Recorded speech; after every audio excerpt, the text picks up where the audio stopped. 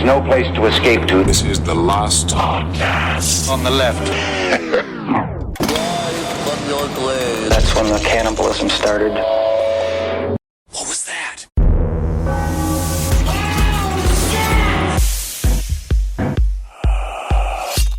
All right, ready?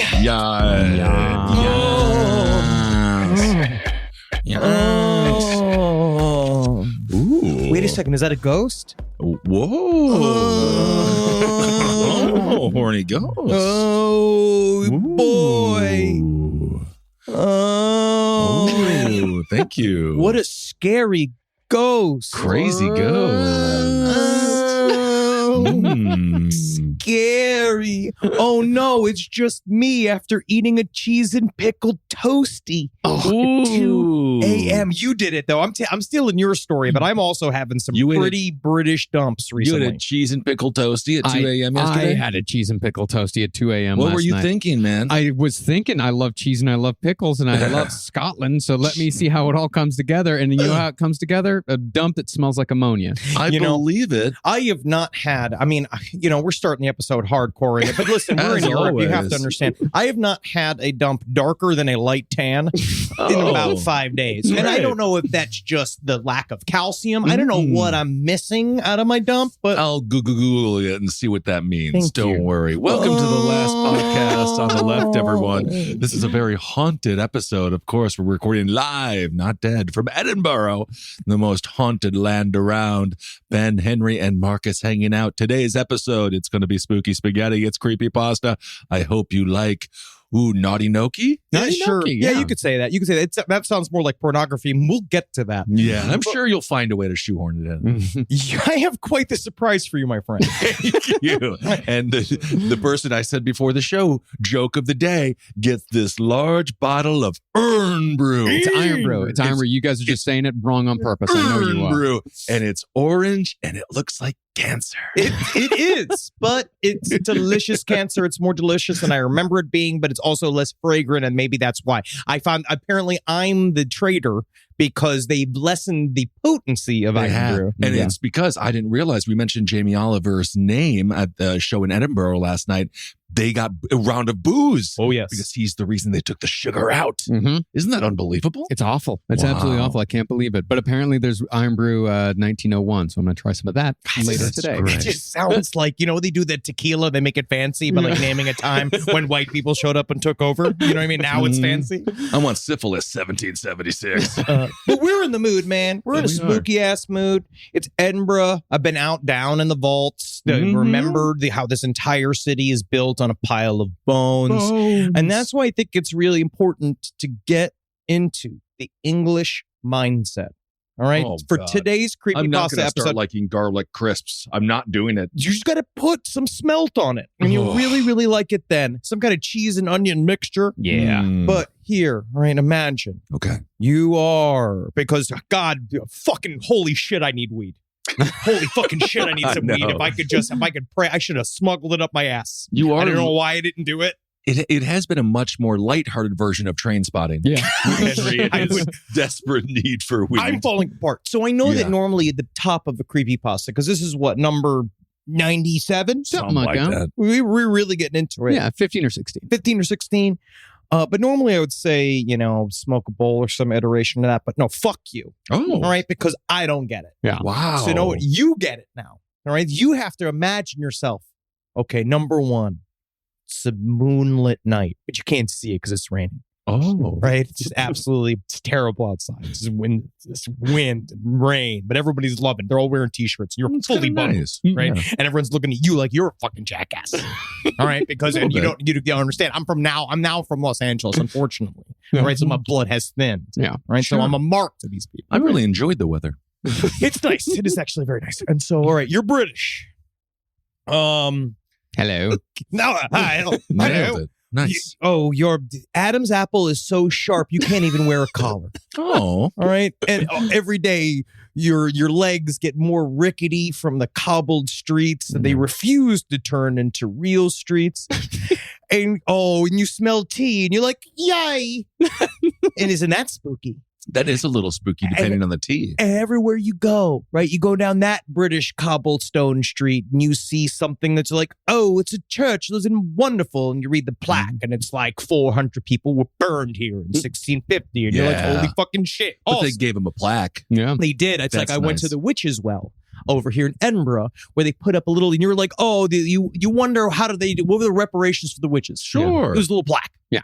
But And isn't a planter. that nice? It is nice. And a planter. It's a little planter that they put some, I think it's oregano, whatever the hell they call it here. Women love flowers. I think we know what the witches want. So again, you whittle back to your pub and there's a big round woman and she's telling you, oh, sit in me clift. Sit in me clift. Right? Sure. You're like, Sit in the cliff. Yeah. oh, ma'am, like if I do sit in that clift of yours, I will never escape. But you do anyway, and you slide up inside this huge woman, and next thing you know, you're surrounded by the bits of garlic biscuits and amber, and you're eating something that's not a pickle. Oh, yeah. It's not a pickle. It's something else. It's all mixed up in it. And there's cheese and onion in there. They told me it was a pickle and the cheese pasty, or not pasty, it was a pickle and cheese toasty. And it wasn't pickles, it was something that was pickle, but it was round and it was like a button. And it was weird. It was pickles. It is spooky. Whoa. Whoa. And next thing you know, you're sliding out as a tan shit that used to be inside a Polish expat named Henry Zabrowski. Fantastic. Yeah. All right. That's Well, instead of weed. Drink fucking some booze, I guess. now that everyone is ready for the creepy pasta, let's get into it. Oh, are you starting off? Well, I figure I might as well start off. Really set the tone. We'll Kissel. just set the tone. Because this episode, Marcus and I were saying before, because normally, we skew towards funny. Yeah. Sure. Comedy. Yeah. Today, all time. So sort of, we try to. Yeah. But today we're going to be genuinely very frightening. We are? Yep. The intro is about how we're all human shit now. Yes. But all right. It is frightening. I mean, I don't know if I'm going to be trying to be genuinely frightened. I mean, speak for yourself. Buddy. I don't know. I feel like like- I could get there. This is kind of all of our curse. Well, maybe Marcus maybe you could pull it off, sincere, scary. Possibly. But Henry and I can't do sincere, scary. They laugh at us. I can scare some people. Yeah, but you really can't, because even if you were... You said that and you made me laugh. Yeah, see? It doesn't work. That's the curse. That's the curse. Whoa, I'm a ghost. Despite the fact we're in Edinburgh, this first story is entitled Kansas. Oh. Oh, wow. So Care- not on theme. Carry on, my wayward son, indeed. Or don't come back at all. I don't care. Obviously not. Okay, so I haven't read this story once again on theme. Yeah, I mean, again, this is all about, I wouldn't want you to work too hard on this No, I because know. if you did, it would ruin the magic. It would You break really the would. tradition. Mhm. And as we know, tradition is very important in Europe. Okay, here we go. And the words have begun. I think I've been driving for 5 days. It could be more, but I can't remember. Things tend to blur from one day to the next lately, from 1 hour to the next. I was going to do this creepy. Oh, you were. You could do the try it creepy. Try it creepy. All right, like I just not was. from the top. No, I mean it was creepy. Just your negligence and your lack of caring. Do you want But to? You can do this one, creepy. No. Try. I'd like to see you try to do Okay. it. Imagine atmosphere. Imagine it. Oh, I've been driving for 5 days. It could be more, but I can't remember. God damn it! That's creepy. That's not creepy. How, Atmosphere. I've been driving for 5 days. It could be more, but I can't remember. Things tend to blur from one day to the next lately. Okay. From 1 hour to the next. So we have blurring hours. Yeah. The glowing blue lights of my car's dashboard clock tell me it's 3 a.m., which means it's been a long time since we last stopped. More glowing lights tell me I need gas, and I worry because there's nothing out there. You're smiling. You're literally doing the opposite of making it scary.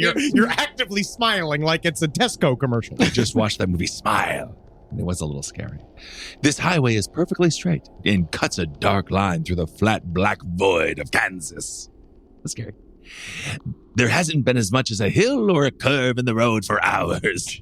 Just a flawless, leveled horizon, and on the occasional one family home with no lights on, sitting solitary on acres and acres of property. Mhm. Okay. That's scary. It's unused land. Unused land. Honestly, it needs to be businesses there and restaurants and More- apartment complexes. More Subway sandwiches.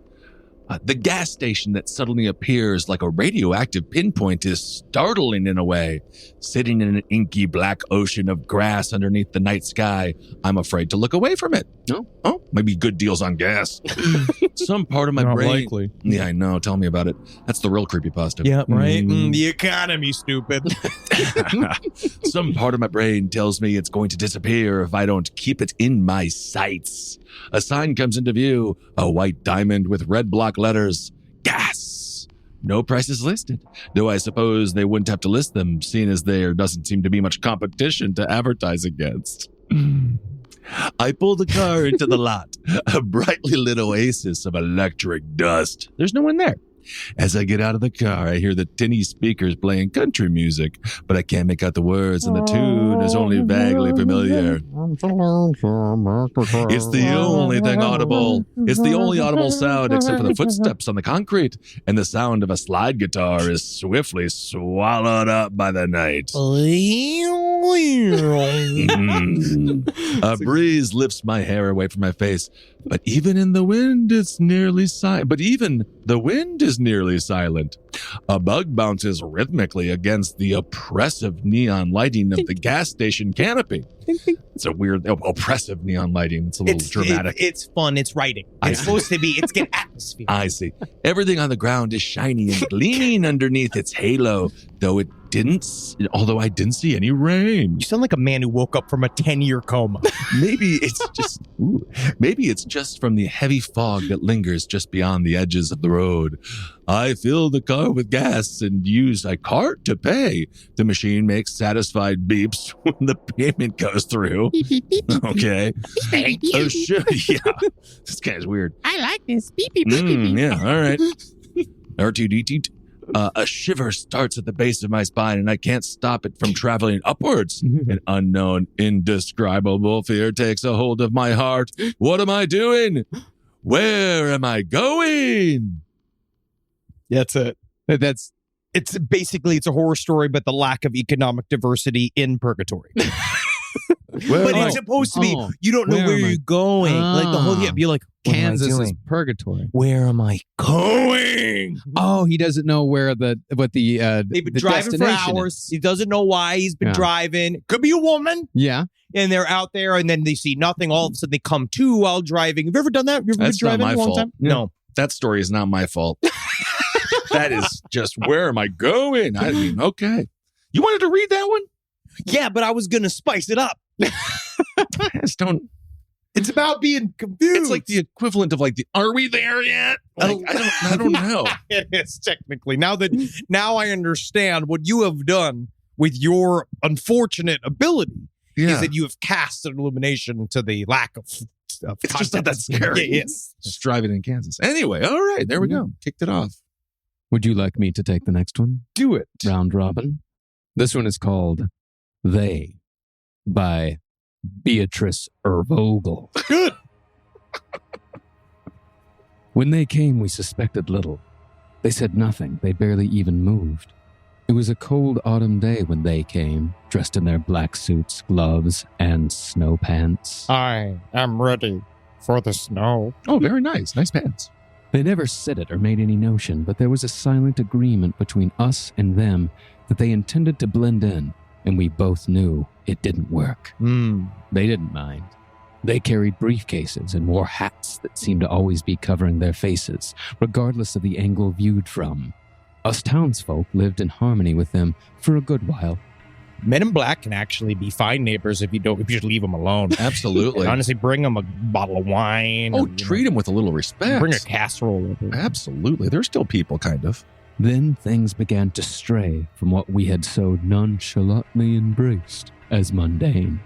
Oh. The first incident was when a couple from out of town drew attention to them.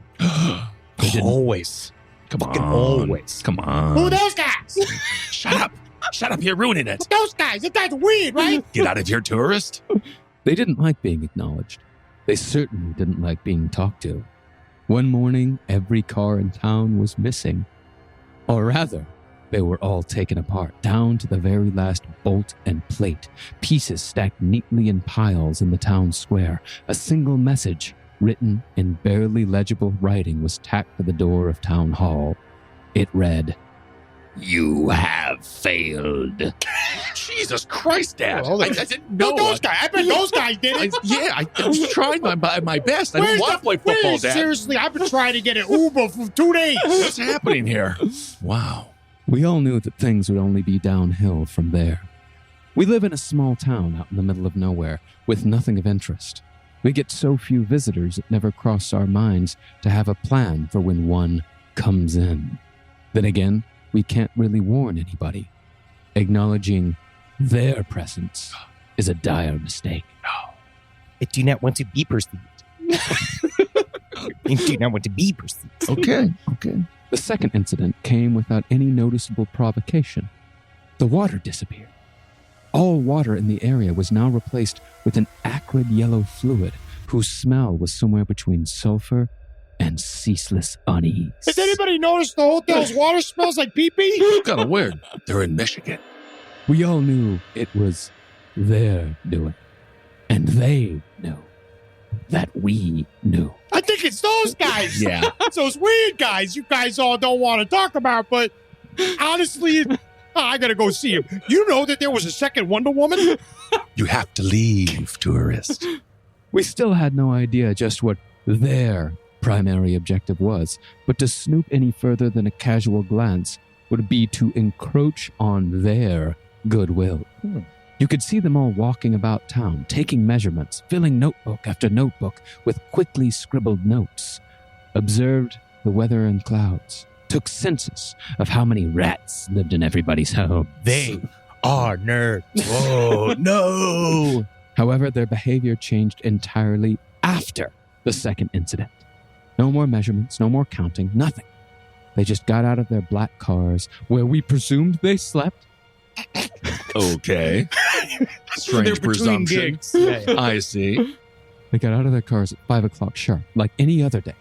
But then what followed was entirely different. They all circled around the car parts. By the way, we attempted to reclaim them once. The tumors haven't receded since. I'm all covered with bumps. Oh, yeah, you are. I was just collecting all the horns. Yes. And they did a silent dance of sorts. It's silent, though, but it's silent. So Exactly. It was no fluid motion. It was rather jagged. I wish you could see this. An unnatural convulsion to I the wish- casual eye. I wish the internet could see what Marcus is doing. yes. This carried on for about 3 weeks. Wow, Jesus that's Christ. a long-ass dance. Then the unthinkable happened. They spoke. The third incident was just how and what they spoke. You wouldn't believe a single thing they said if you hadn't lived with them for years like we did.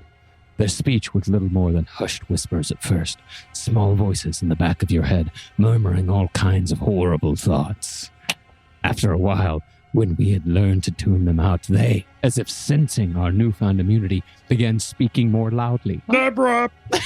Oh, hi. The thing is, they never stopped getting louder and louder until none of us could even think migraine after migraine if we didn't comply.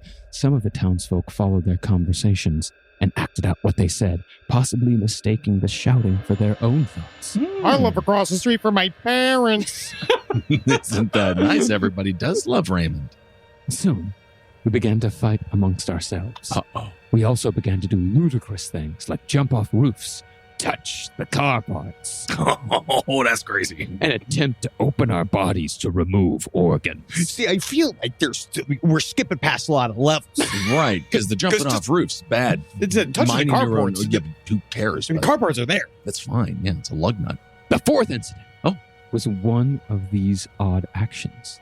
A neighbor of mine, his name lost to the endless screaming. I think it was Steve. It may have been Steve. Yeah, I remember that. He actually touched the tainted yellow liquid that replaced all the water. His bones never did stop popping and snapping. We thought nothing of it. You thought nothing of that? Too preoccupied with our new thoughts. Oh. Our assigned thoughts. That we were disgusting. We were out of shape. We were wrong in every way. Oh. That they had never seen as terrible a failure as us. This is a parable about social media. And we believed it! After all, It's all we thought about. Where always, are we going? You're always thinking about what they are thinking of you. I dude. see. And then you never want, and all of a sudden they're doing a bunch of stuff you don't understand, right? Yeah. Because they're them and you don't get them, but they always judge you. I mean, you can tune it out as much as you want. Yeah. But next thing you know, as soon as you start listening to them, what they do is they start controlling your actions. Mhm. So that's like a new trend now, no ending? No, I mean, that story was written almost 10 years ago. Oh, okay. Yeah, that's from 2013. Wow. But no, it is a parable. I mean, yeah, water. Instagram used to be water. It used to be fun. And then Facebook bought it. And now it's yellow liquid bile. It's yellow liquid bile. Mhm. I love to learn. Oh, fantastic. All right. Rise from your grave. Did you know that there are currently over 2.4 million podcasts in the world? Yikes. Including the one you're listening to right now. I mean, we're obviously in the top percentile, and that's why you're listening to it, because you're a quality person. Now, it takes a team of people to help bring these podcasts together. Tell me about it, all right? It takes the village, right? Our entire team was founded by either people that showed up at the very beginning days alongside with Last Podcast and Left, and also people that we recruited online, because hiring the right people for these roles is important.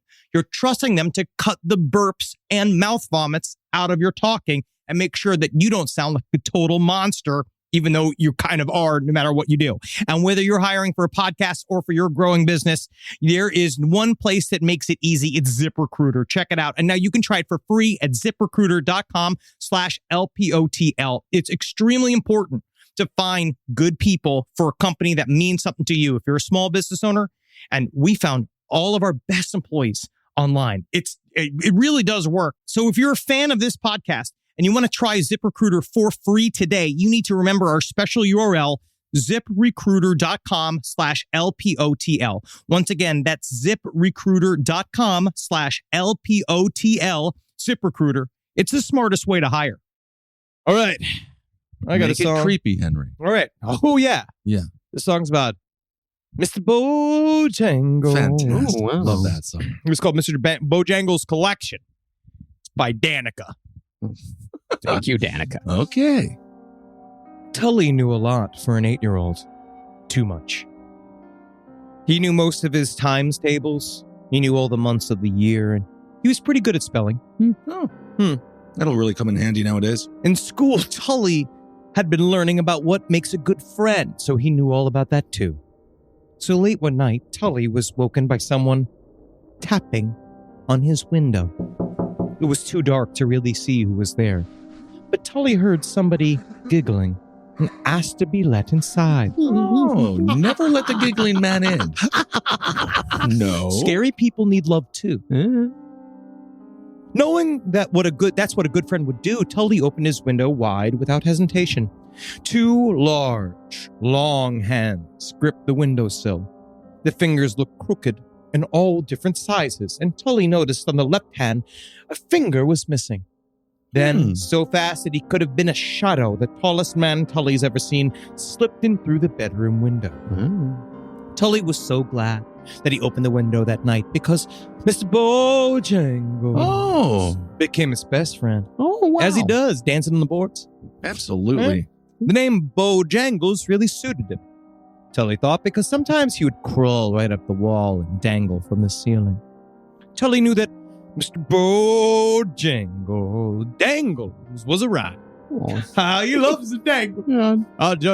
She taught me how to dance. I taught her how to dangle. Oh, well, isn't that nice? And dangling's more difficult than you think. Yeah. Ask Natalie, because she dangles all the time. Mm-hmm. Tully's new friend was funny, as well as clever. He could twist his head all the way around until it was entirely backwards. Wow. Which always made Tully laugh.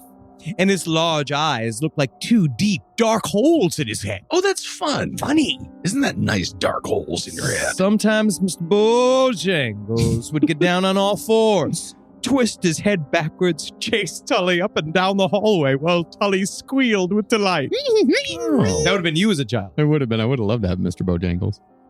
I was a lonely child. Yeah, you would have. You're just looking for a reach out. You're looking for something to try to understand. Yeah.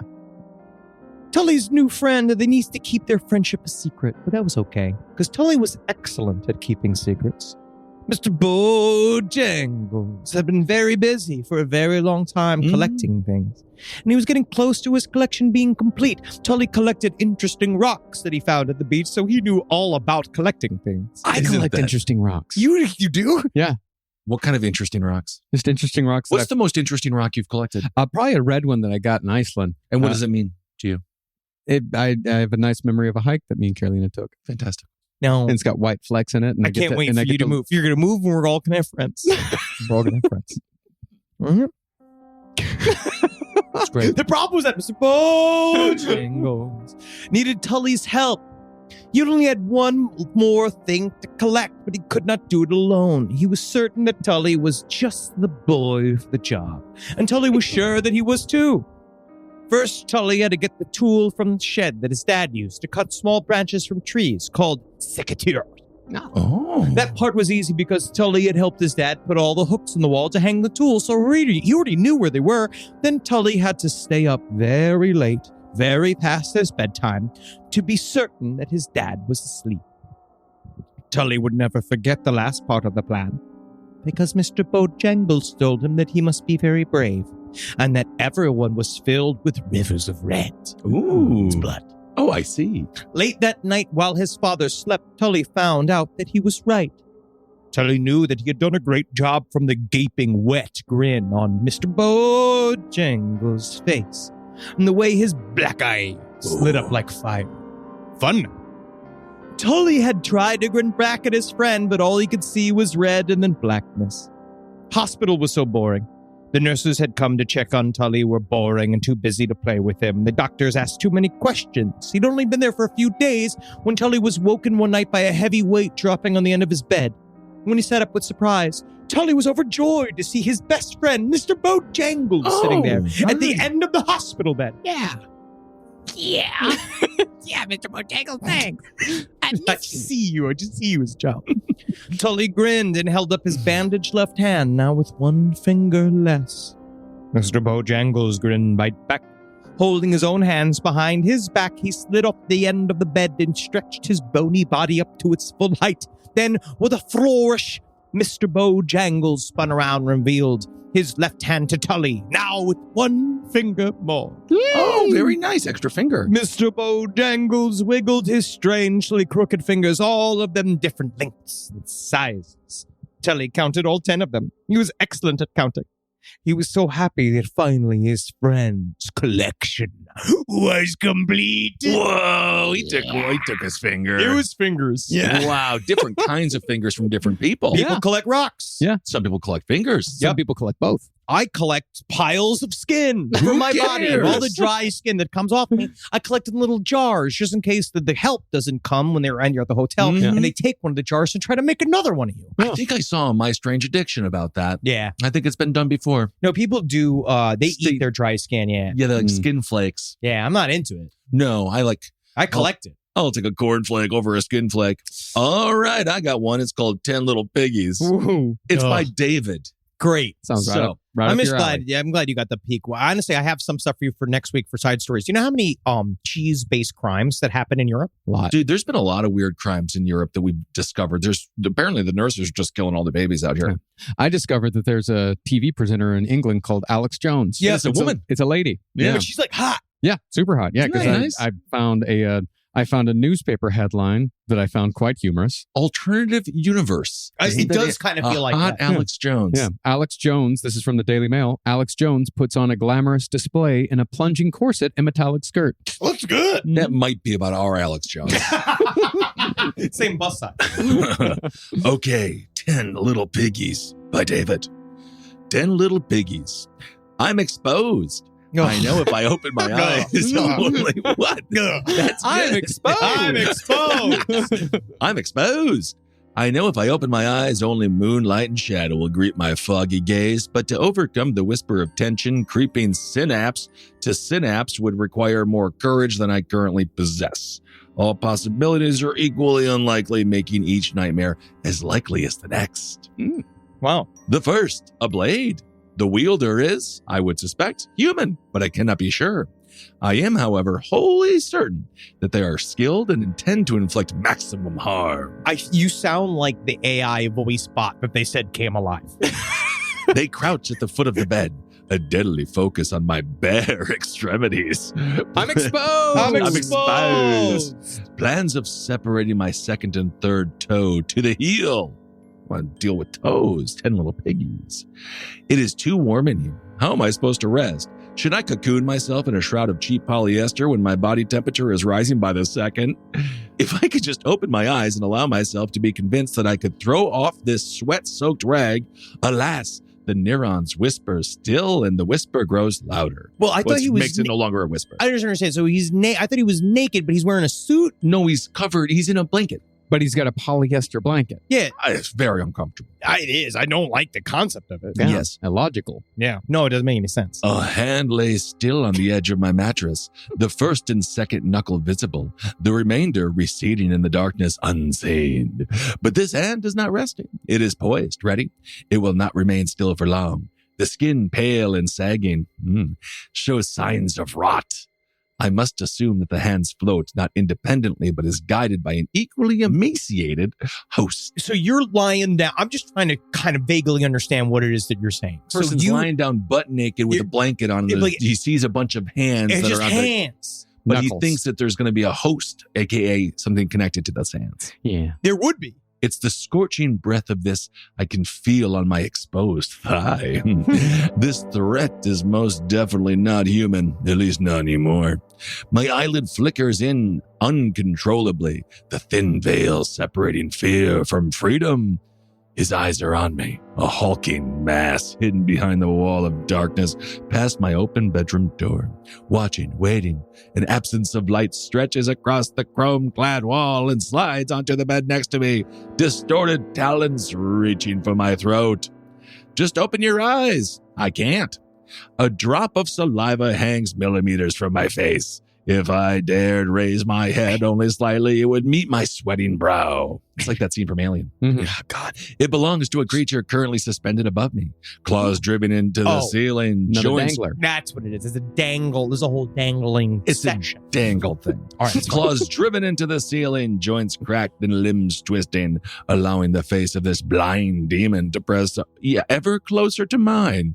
Long curved teeth begin to separate, forcing. You sound like if Clive Barker had a brain injury. Mm. Like, it's just because it does Apparently- sound like it could be sexual and exciting and Yeah. dark and fucked No, up. But it's the way you're scary. saying it sounds like you're reading a bunch of demands It's to a very, police officer while you have a fucking pilot at gunpoint. it's very scary. Also, that new Hellraiser is supposed to be good. I know he's got a lady in it. Mhm. Long curved teeth begin to separate, forcing the taut, glistening skin to draw back over exposed tendons and white bone.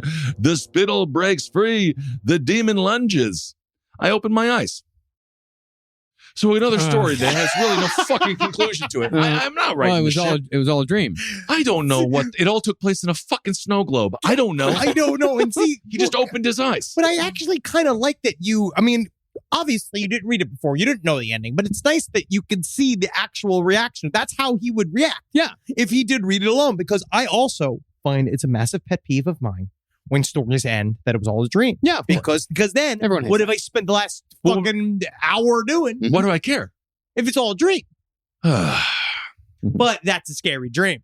a I had a scary dream last night that I was in post for doing a season for Your Pretty Face Going to Hell. That didn't happen. And I woke up sad. Now that's the scary dream. Those are my scariest dreams, the ones that are hyper realistic. I had a dream that everyone was mad at me and we were all breaking up, and like those dreams are like those. I hate those dreams. Those are the worst. I can deal with my nightmares. Those No. are kind of fun. No, it I've was had me and 3 Dave- Freddy dreams now, and I beat him twice. See, that's cool. It was me and Dave sitting at an editing bay just talking about how great the new season was going to be. Yeah. And it was really fucking sad. Yeah, because it didn't happen, did it? No, it's not. Yeah. Okay. Well, The speaking of saddest of all, it's That called really adult disappointment. is That's the scariest thing possible. Don't grow up. well, this story is called Worried. Okay. Oh, no. It's submitted by Anonymous. Oh, I bet. Because they're worried if you knew who they were. Yeah. They'd find that very uncomfortable. Absolutely. It's a lot of worries. I mean, I'm worried. Sometimes you can see what other people are seeing, and you're worried. You're worried about the furry thing with the dinner plate-sized eyes that comes down the stairs when you walk up to your bedroom in the dark. You're worried about the hordes of tiny little men that always come into the rooms of people who sleep on the floor, the little men that slowly carry you away as you desperately pretend to still be asleep. Sir, you said that you're worried about the things that other people see, but I'm just going to go on a limb here and say, I don't think there is any tiny little men. No, there might not be. It might be a very dangerous mental disease. You're worried about the people with long necks and a throat pouch who stare at you after you accidentally witness them swallowing something big. I just saw that on the Royal Mile. Is that right? Big necks. They stare at you as if trying to estimate your overall body mass. Can I swallow you? Hey, can I swallow you? Hey, can I swallow you? Any gum? You're worried about the thing that answers with your girlfriend's voice when you ring at the door of her apartment building, only to have your girlfriend call you moments later on your mobile phone to tell you that she's sorry she wasn't home yet, and could you wait there a few moments longer? This guy has a girlfriend? Who was phone? You're worried about the little goat that talks with a deep, booming voice that you mostly feel through your feet. This guy's got a fucking... Oh, man, I don't want to be anywhere near this. You're worried about the giant goat head, inexplicably alive in a basement somewhere, filling almost the entire room. It's just like, I just got to move on. I got to record today. I got so much going on, buddy. I can't hear all of your worries. You're worried about the illness that makes your hands and feet grow little teeth and how they start eating you from your limbs up. That would be something. That's a concerning thing. I think it might be adult onset acne. Yeah. You're worried about the result of this illness. Hollow heads waddling around on your roof on hands and feet with the rest of their bodies gone. You're worried about the thing that follows you around all day with the tiny eyes that are so wide apart and the big, big mouth, the thing that stares at you and waits, and when you expect it the least starts screaming so loud, screams that freeze you to the bone, and you spend every moment asleep or awake dreading the moment when it will start screaming again, yet hoping for it to finally come because the waiting is almost worse. So you want to work here at the Winn-Dixie, huh? Yeah. Well, we're going to have to take a look. We're going to need to do a piss test. But not the kind you think. Can you piss on cue? Fantastic. You can work at Winn-Dixie. Bang. You're worried about how your boyfriend sometimes changes his shape while he's asleep, especially that one time when he ended up looking like your father. That's just cult. Again, you never know who you marry. Well, they always say you marry someone that looks like your mother or someone that is like your father. Look at me. Exactly. You're worried about the mirror standing all alone in an abandoned building. You're worried about the people who split open like clams to reveal a tiny talking pearl inside. I hate that, man. I'd be worried too, man. That's good money, though. It commands you to do unspeakable things. You're worried about the wolfman with a penis very small in diameter. What? But which can grow up to 10 meters long in just the fraction of a second, transpercing people's bodies in the most agonizing ways while making the noise of a party horn. Yeah. Wow, that's like, Yeah. This guy's got quite the imagination. The little Just the- curled up ones. Oh, just the little idea, horns. just a long wolf penis is just kind of fun. Yeah, I don't know why they started with the short wolf penis because it sounds like it's quite large, It actually. feels like Dark Side of the Moon. It's small in diameter, Ben. Yes, but it's long. It's long and small in diameter. Sometimes it's nice. I don't know. Ben, you're worried about the thing that tells you how pretty you are. Because that's how I know you're lying. That's how I know you're always trying to butter me up, tell me how pretty I am. You're worried about the small things with the stupid, empty eyes that copulate on the walls and on the ceiling. So many of them that you feel like watching porn on thousands of little screens, and no matter how hard you try to call their numbers, their population grows and grows. They don't even try to resist you. They don't need to. This guy's a girlfriend. Yeah, I don't know what's happening. Now he's a porn addict? You're worried about the long, cold fingers that caress your neck at night as you lie with your back towards the wall. You're worried about the hair growing on the floor. You're worried about the hair in your toilet. And you're worried about the thing that happens when you pee on it instead of flushing first. On the toilet? I don't In know. the toilet. I think this guy's Is that weird. Ghoulie? You're Oh, worried. yeah, ghoulies. Yeah. Ghoulies were great. You're worried about the tiny eyeballs on long rubbery stalks that stare at you as you wake up slowly, very slowly retreating out of the room as you stare back at them, somehow sensing the presence of something much larger outside. You're worried about the thing waiting in your bathtub at night. You're worried about the tongue that meets you halfway when you are giving oral sex to your girlfriend. Wait a second, this is a girlfriend again? Yeah, she's got a tongue in her vagina, bro. Hey, man, God bless her. No, I wait. guess. No, wait. You think that last one's kind of hot. I do, honestly. I think it's kind of cool because it's like you're French kissing your girlfriend's own vagina. The rest, though, worries you. I am worried. All right, and that's the So end. that was the closing That's one? the end. the Yeah. closing. The closing one. The closing That's the worry end. Yeah, I'll just was the, no wait. You think the your tongue last was coming- kind of hot. The Yeah. rest worries you though. Yeah. It seemed like he had a bunch of cool thoughts and then had a hard time wrapping it up at the end. Hey, At all no the point rest did is a he lot of- mention. At no point did he mention taxes, which I think we all have to worry about. I just realized, and also dementia. Yeah. That's going to come for all of us. Yeah, you're And really obsessed with that after it's seeing that movie. very scary to me. Gary, if you want to see the single scariest movie I've seen in years, it is Casper Noah's Vortex. I don't It just wanna see fucking that. scared the fucking shit out of me. Oh, you can watch that Glenn Campbell documentary. But I actually, that also that fills the need. But it But he still definitely, I remember- thought that last line you just added. No, it was in the story. Well- Yeah, that's it. So the erotic thing is he's kissing it's like a tongue inside of his girlfriend's vagina. It's very Night Vale. Yeah. Yeah. But I kind of like that world because that's kind of, there's something about, there's a scary world that he just dates Yeah. in. And he's kind of like, this seems kind of strange. But also at the same time, he's obviously in a nightmare realm. It worries him. It worries him He's because worried. he feel like maybe on TV he's watching in the nightmare realm, instead of watching all the scary things, he's watching people do ordinary things like cook eggs or like go to work and stuff. And he's just Ooh. like, ugh, 9 to 5. That's scary. Yeah. And then you Yeah. start to realize, like, oh, maybe we should be living like that. But then now he's just a man out of time. And then what they say, it's like, they only call someone who goes insane if they are sane during insane circumstances. Right? Absolutely. Fantastic. All right, I got a little mini story because we're in the UK. Why does that? What does that mean? What's the correlation there? It's just quick because it's UK feelings. okay. My mom was never a religious woman, but always a very spiritual one. Nevertheless, she didn't necessarily believe in literal fairies and the like, but she could never find an explanation for something she saw on a trip to the UK in her teens. This was in 1976. The Top of the Pops had Marty and the Stinklebums. Oh, absolutely. And everyone's Fantastic favorite song. dance hall hit, Everybody Get the Grackle, was playing on every single steam-powered radio in the UK. Yeah, I love that song. Great tune. My mom had traveled to the UK from New York to perform with her choir in a hollowed old cathedral. She described it as majestic and massive. There was lodging attached to the old building, and she and her choir stayed there during the trip. One night, when she and some of her girlfriends were up late night talking, they heard a funny singing voice coming from down the hallway. It's like an anime. Sure. Cool. It wasn't unpleasant, Okay. but high-pitched and odd in a language they couldn't understand. This is true now. This is a true story. Oh, I didn't. You should have prefaced it with that. It's a true story. Okay. My mom and two of her friends left the room to investigate, following it to a locker a bit down the hall. The singing was coming from inside. Overcome with curiosity, one of the girls opened the locker to see a tiny, naked, red-haired man. Oh, he's funny. Yes, it's cute. Yeah. Not ghostly, but not exactly corporeal either. He couldn't have been taller than a foot, she said. Oh. He apparently hadn't heard the girls coming down the hall, and upon seeing them all staring at him, he shrieked.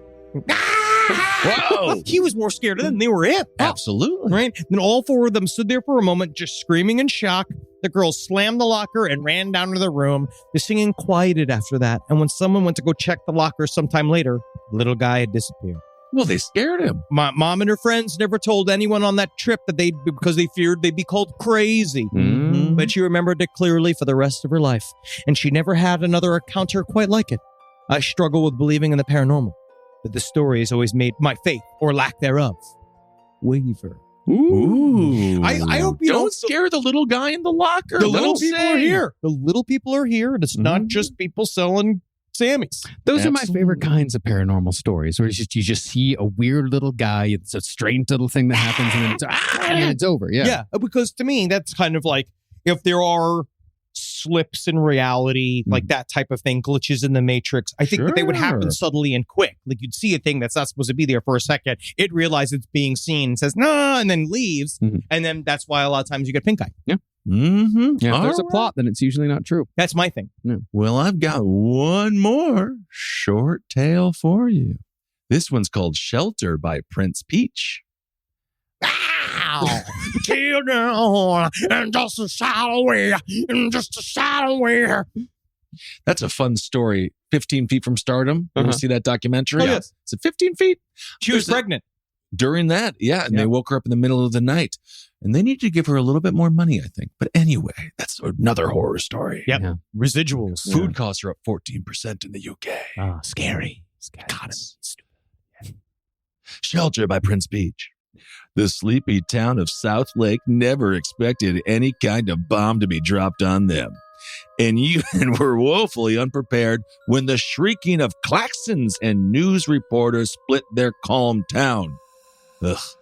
It was gradual, perhaps not so instant, starting with denial. As lights flickered out and water slowed to a trickle, the residents began to believe.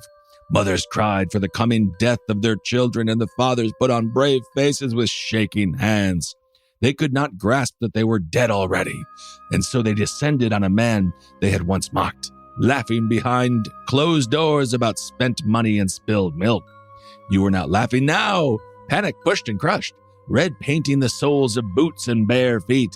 They clawed at his door, begging and pleading until fingernails gave way to bone. Sometime later, when the sirens turned off and false alarm was called, the man exited his bunker. Although no bombs had fallen, his neighbors and friends were all dead. What? I don't know. What is this about? Ukraine? They're dead. In their place were strangers who could not look him in the eye, but to spit on his shoes. They despised him not for what he had done, but for what it made them, little more than animals in the face of death. What? Yeah.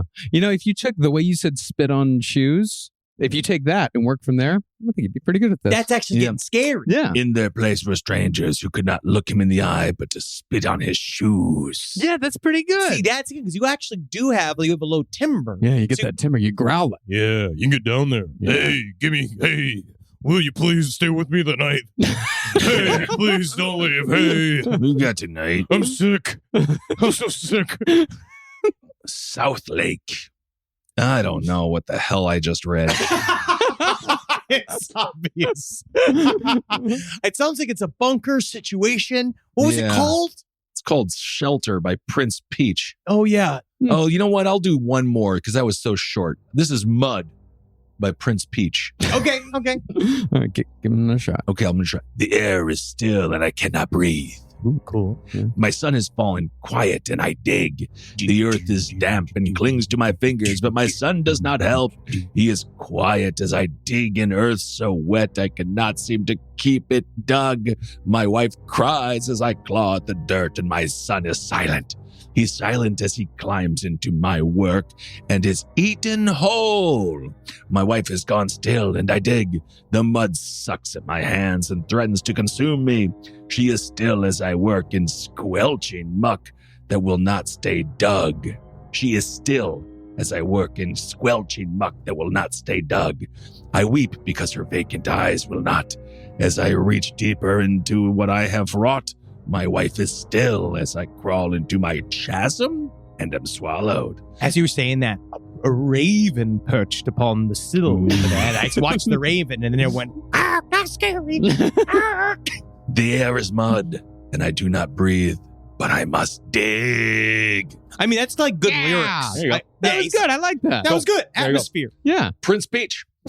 I like that. I feel it. Yep. Scary stuff. It's quicksand. Yeah. It is. Yep. That's All right. yeah, but also I think it was about graves, but digging your son's grave. You killed your son. Yeah. Now you're digging his grave. No, Now I'm you're sorry, it dealing. was- it's all pulling you It down. was actually written by Chad Daybell. Oh, Chad Daybell. Sorry about interesting. that. Yeah. Oh, so it's all about it's about adding things to a pet cemetery. Mhm. Well, my story is called Thinjaman. Finjamin? Thinjaman. Like Benjamin, but if I was thin? Thinjaman. Thinjaman. I think it's Thinja Man. Could it be Benjamin. I'm a Finjamin? I'm a Thinjaman. It's like a superhero? Benjamin. We'll get there. We'll find out. Okay. I think it's more like a super, like it's Thinja Man. Okay. Yeah. It's by Connor. Oh, wow. Connor, I love him. Yeah, great. Once upon a time, two little boys named Eric and Thomas walked down Gerflant Road one fine winter day on their way to school. As they walked, they had an argument about who had the better toy. My Benjamin is better because it's purple, explained Eric. Purple is a doo-doo color. I like my Fatter Man because of how he is blue, argued Thomas. Sure. Purple, blue, blue. Their argument continued on much like this for 20 minutes until a crow flew by and collided with the back of Thomas's head. He fell into the driven snow, dinging his knee on a piece of ice in the process. Thomas sat up and wailed loudly about his knee and face. Eric looked down at his friend and threw his sin toy at Thomas. It bounced off his head and landed in the street.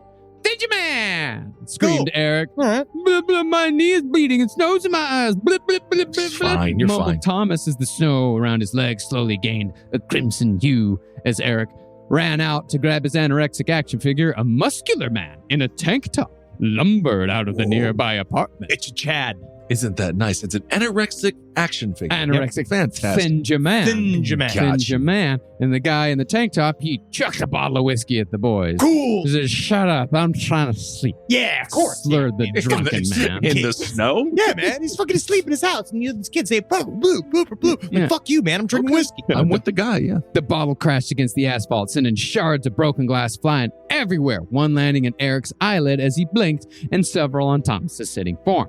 As they screamed and shouted for their mothers, the snow around Thomas's leg had turned a deep maroon and began to expand drastically. Whoa. Eric, in his dazed state, had tripped and fallen face first into the mound expanding near Thomas's leg.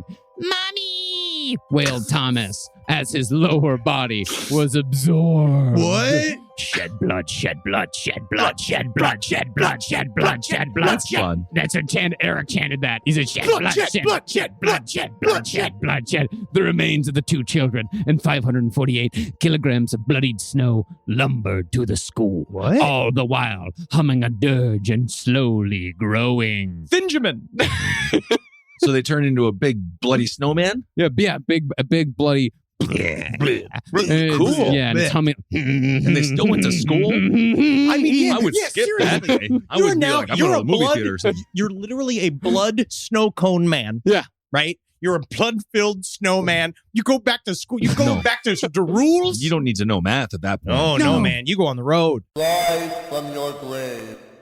A roast as dark as the night, perfect for fueling the cryptid research and mad ravings required for your podcasting. Don't mind the red eyes. He's just trying to warn you of the bridge. The bridge. Finally, from the caffeine-addled brains of Spring Heel Jack Coffee and Last Podcast on the left, we bring you Mothman's Red Eye Blend. Yes, delicious Panama beans. Go to lastpodcastmerch.com to order yours today. Okay, now. This is the final tale, Henry. Are you ready to really scare us? Okay, so I asked this question to Marcus before, Mhm. and maybe we'll find out. Like, are there certain laws in the UK Yes. where you're not Number one, yes. allowed to, like, say, disparaging, like, maybe sexual things about the Queen? Oh, no. Who cares? The Right? Daily Mail has made a living off of it. Yeah, I don't think they care. Yeah, But the I mean, thing is that this story is, The Queen's dead, buddy. I think that we're going to see how long we get through okay. with this story I have discovered. How long is the story? I'm going to try to skip. I'm going to try to skip around. Okay, so I like- it's five or so pages. It's got some time to it. Great. Yep. Let me just see. No, that's exactly what we want. Let Yeah, me go. of course. That's the big um, conclusion Yeah, here. yeah. So. Here we go. Fireworks. Okay, let's see how this goes here. Because again, I always research. I want to bring something to the table. We're here in the UK. Yeah. I want to bring something that they can understand. Yeah, Right? absolutely. Because we're always, how many times we realize how many of our references are super American. Yeah. Sure, we're Right. And American. people have said that, oh, they're so American biased.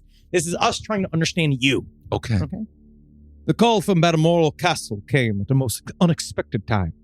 For years, Charles had been expecting it. The call, not the location. Being called to his royal mother's sickbed had been a common, if not regular, occurrence. Oh, yeah. He kicked a suit of armor as he passed and made a very satisfying clang, like a rusty bucket. Most of the artifacts on display did not really belong to the family as much as it did to the British Museum. And he would probably have to pay for any damage. There you go. That's a horror story Yeah, right it there. really is. Yeah, I mean, wow. it's context. It's This setting a good. Bill. Wow. There was one. Armor Oh, yes. belt. Speaking of artifacts, there was one on the bed. Okay. A very persistent one that had some obligatory amount of affection Fucking for. dildo, dude. Dildo. Really, though? The frequent calls were beginning to frazzle his nerves. She slept peacefully. Pot of drugged, lukewarm tea being wheeled out by one of the attendants as the doctors fretted over her results. Mama mightn't awake. He was torn between wishing she would and wouldn't. On one hand, it had been so long. He'd been waiting for this moment for so long. Her face flashed in his eyes, confused, horrified, and the grief. Oh. It seemed bare moments had passed when the doctors informed them that she was stirring awake. Oh. The family filed in, all packed into the Queen's bedroom, and Charles settled by her side, taking one wrinkled hand gingerly in his. There was a sort of fragrance in the room, more death, and expensive cologne than perfume. And it was so unbearably familiar. Charles ached with the thought, breathing in and branding the scent into his memory. Hello, Charles, his mother croaked, though voice feeble with sleep and age and illness. Charles smiled. Mother. The Queen hesitantly looked at him once more, almost pleading. Is it a dream? Is it a dream? Yeah. Charles raised her hand to kiss the protruding knuckles, and the Queen immediately jerked away, eyes widening in recognition. In reply, the prince squeezed her hand. No, Mama. No, it's not a dream. Oh. He tilted his head to inhale deeply, and Queen suddenly faltered, gasping. She shuddered, her lips thinning impossibly. She looked away. The prince sighed softly, satisfaction curling in his gut. The Queen is dead. God save the king.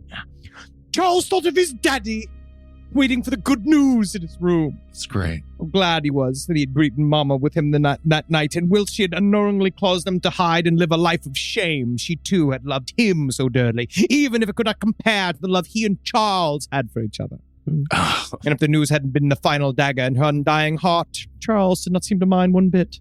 Whatever Elizabeth had expected, the sight of a corpse was not it.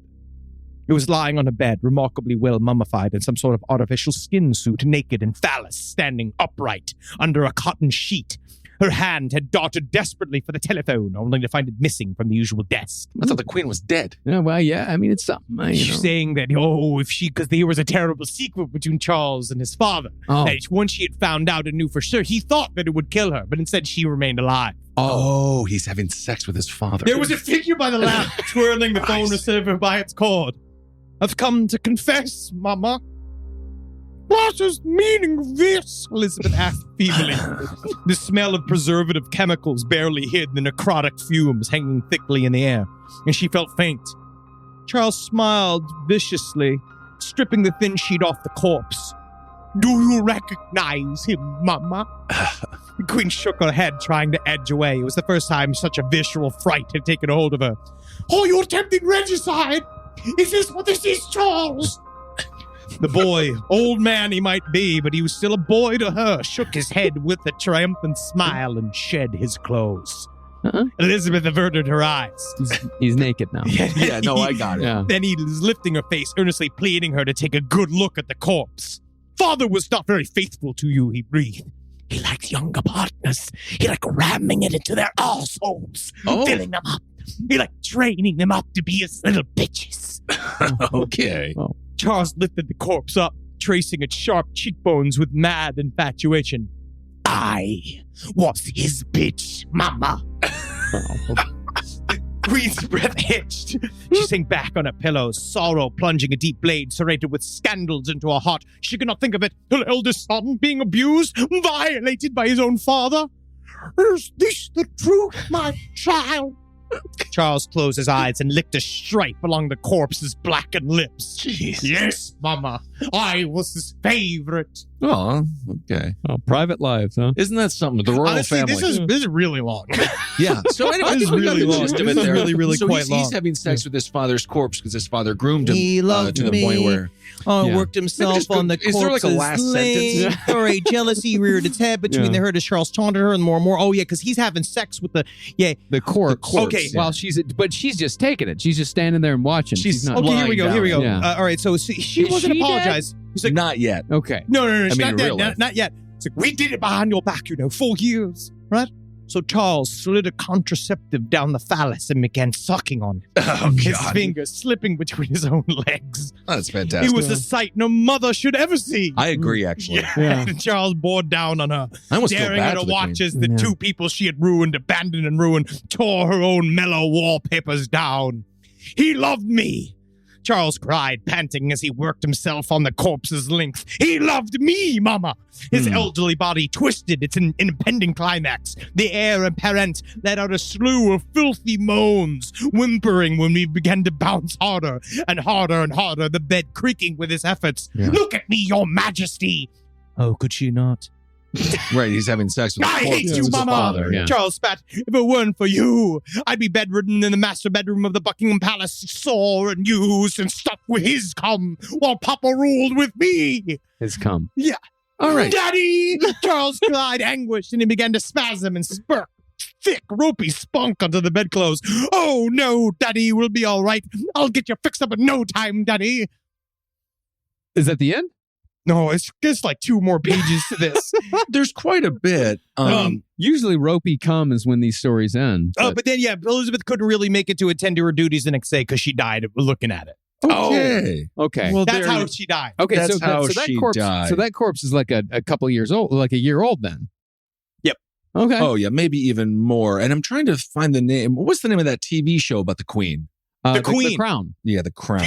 Was it called The Crown. The Crown? Crown. Yeah. The Crown, yeah. Was that good? No, I don't watch anything like that. Yeah, it was good. No, I'm talking about the story. It was good. Oh, was that good? Yeah, I'm sorry. No, it was Oh, horrible. the story. It was it was about necrophilia and the whole series of different disgusting things. But for our purposes, it worked. I thought it was well done. You Do did a good I job. need to even tell the people who wrote that? No, you can save them that. You can save them that. All right, everyone. That was Creepypasta number something.